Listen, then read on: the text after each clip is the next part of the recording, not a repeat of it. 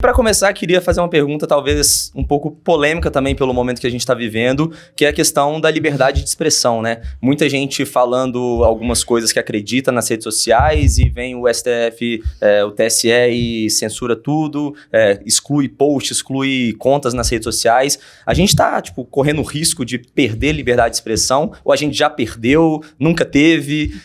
Como você enxerga esse cenário? Bom, acho que é muito radical a gente dizer que a gente nunca teve liberdade de expressão. O Brasil passou por uma ditadura e a gente viveu um período muito crítico, que a gente não podia de fato falar nada. A gente não era nascido aqui, mas a gente estudou isso na escola. Uhum. Mas também a liberdade é uma coisa que vai sendo tirada da gente aos poucos. Então, se o momento agora não é tão radical, de que a gente já perdeu a liberdade de expressão, é um momento de risco e de ficar de olhos bem abertos, porque a gente tem visto uma censura de conteúdos de maneira irrestrita e uma censura prévia, que talvez seja a que mais me preocupa, que é quando a gente nem viu o conteúdo e a gente já diz que ele não é adequado para circular nas redes sociais ou para ser dito por algumas pessoas. É um debate muito caro para os liberais da liberdade de expressão e é muito difícil para a gente delimitar, né, até onde ela vai, se determinado assunto é de liberdade de expressão ou não, se eu estou ferindo. E o desafio das fake news é um desafio muito recente. E eu vou confessar para vocês, eu não sei como resolver em termos de política pública, se a gente tem que resolver isso com política pública ou se é com o amadurecimento da população, se é uma coisa que vai ser natural. É um desafio que está posto para nós enquanto sociedade e o debate está rolando. Sim. Tem gente que acha que já está rolando censura, tem gente que acha que não, que fake news tem que ser combatida, mas em geral as pessoas que dizem que a fake news tem que ser combatida de forma irrestrita é porque hoje não estão sendo atingidas pela censura e talvez no futuro sejam atingidas.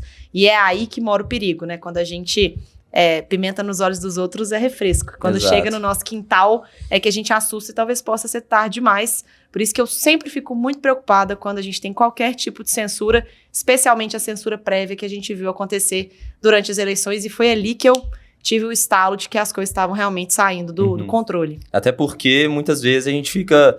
beleza, vamos censurar, vamos resolver a questão da fake news, não pode falar isso porque é fake news, mas isso pode porque é verdade, mas qual que é o filtro da verdade, né? Quem que define o que é verdade, o que não é?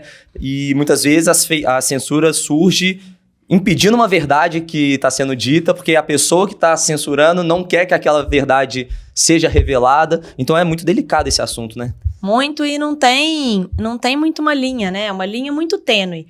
E quando a gente pensa na regulação da mídia, né? As pessoas brasileiras têm muito esse costume. Nossa, alguém tinha que resolver isso aí. Alguém tinha que regular, tá? Quem que é esse alguém?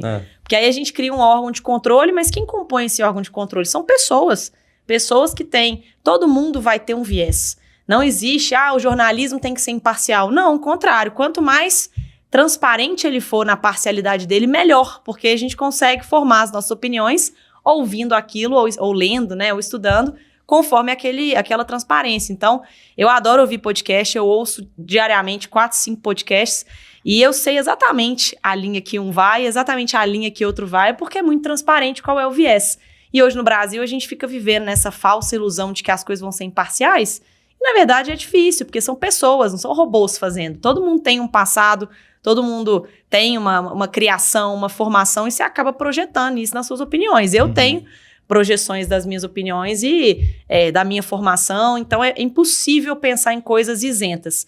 E por um outro lado, eu também não sei como regular, porque, pensa comigo, né? Quando a gente discute sobre coisas do direito, quando a gente discute sobre as narrativas eleitorais, que foi o que aconteceu demais agora, né, nessas últimas eleições, tem coisa que é disputa de narrativa, tem coisa que é fake news. Então, quando a gente pensa, eu vou chamar o Lula de ex-presidiário, o outro lado quer chamar de descondenado.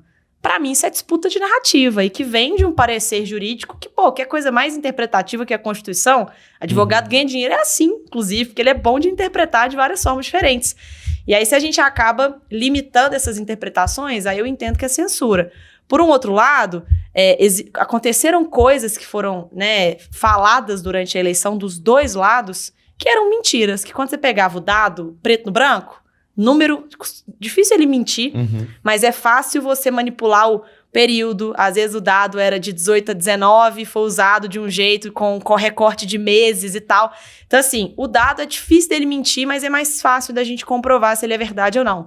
E aí, várias vezes, né, o ex-presidente Lula, agora eleito presidente, ou o presidente Bolsonaro usaram dados dos governos deles que eram mentirosos. E aí, as pessoas se preocupam menos com esses dados e se preocupam mais com a disputa de narrativa, que para mim faz parte do jogo.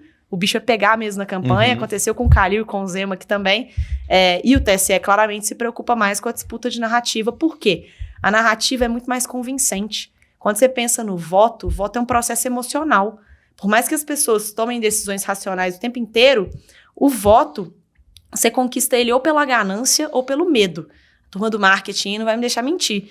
Então, a narrativa está pautada com base em um desses dois sentimentos, que são os dois sentimentos básicos do ser humano.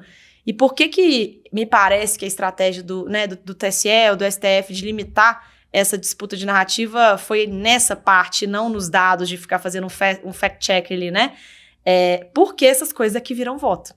Que é na hora que você toca numa emoção, que é a hora que você mobiliza um grupo, que você mexe numa cultura de alguém. E aí, de fato, por onde acontecem as manipulações de massa, etc. E daí que vem o populismo.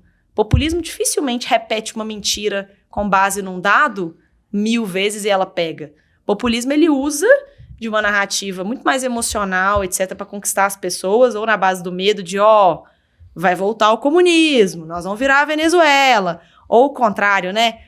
Vai fechar a igreja, etc. Então, assim, eu acabei falando só de um lado, né? Mas coisas que o ex-presidente falava também, de que, a ditadura tá chegando, o orçamento secreto, isso bababá, vai acabar o emprego, né? Os gays vão ser mortos, coisas assim, que o PT usava, que no fim do dia é o que toca a emoção das pessoas, mas quais são os dados por trás disso? Nenhum. Então, por isso que é mais perigoso, mas ao mesmo tempo é mais difícil da gente dizer se é verdade ou se é mentira. Então, pra entrar no jogo, tem que ser assim, tipo, tem que usar e abusar desse marketing. Você, por exemplo, você conseguiu se eleger, né, vereadora. Você tomou esses cuidados quando você fez a sua campanha? Você ou teve que se submeter porque falou, cara, para eu estar lá dentro, eu preciso fazer isso. Eu vejo muito isso por causa do meu mercado. Meu mercado é marketing digital. E você citou uma coisa que é verdade. Ganância e medo.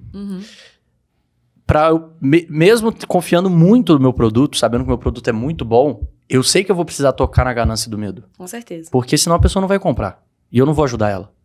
Entendeu? Então, tipo assim, é meio que... Eu não sei se as pessoas enxergam isso como algo errado, né? Mas você acha que para entrar no jogo tem que explorar essas coisas? Bom, eu acho que a parte do marketing, para mim, é muito tranquila. Faz parte do jogo. Usar a ganância, usar ou o medo, né? E na política a gente tem 4 principais perfis de candidato, que a gente tem o líder charme, que pode explorar qualquer um dos dois, mas em geral explora mais a ganância. A gente tem o problem solver, que é o cara que está por trás de muitos dados, de conquistas, e ele pessoalmente aparece menos. A gente tem o herói, que obviamente usa do medo pra caramba, ele sempre tem um inimigo para combater.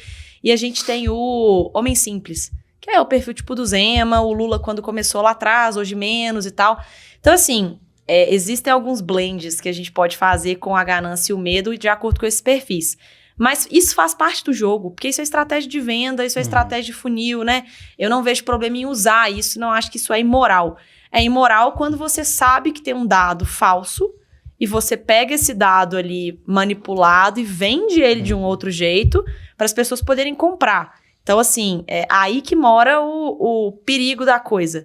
E é o que os candidatos fizeram demais. Então, fizeram recortes ali para dizer que o Brasil diminuiu, pobreza ou aumentou. E aí o outro pegou um recorte para dizer que a inflação diminuiu ou aumentou. E aí quando a gente vai estudar de fato, quando um fala que a pobreza diminuiu, a gente vê que diminuiu, mas foi por causa do governo ou foi porque o cenário internacional era muito melhor e as pessoas tiveram mais acesso à renda, né, o mercado internacional estava mais presente no Brasil, mais investimento, mais dinheiro no bolso, aquele ciclo econômico que a gente sabe. Por um outro lado, a inflação diminuiu. Pois é, mas será que foi de fato por medidas do governo ou foi por causa de uma canetada artificial na gasolina? Que foi o que aconteceu. Então... E que vai voltar depois, né? Porque... É que o rebote vem aí. Exato. Né? Apertem os cintos. Então, na prática, eu acho que o problema não está no marketing. Por isso que até eu ficava muito chateada quando puniam muito os marqueteiros, né? Claro que quando a gente fala de marqueteiro que recebeu caixa 2, etc., isso está errado. Mas quando os marqueteiros pegavam uma pesquisa qualitativa e falavam, a dor da galera é emprego, vou usar bastante isso aqui, vou fazer propaganda que toque nesse ponto, o problema não está aí. O problema está em usar uma mentira para sustentar Perfeito. essa articulação, né? Que é o que os dois candidatos que a gente teve fizeram o tempo inteiro.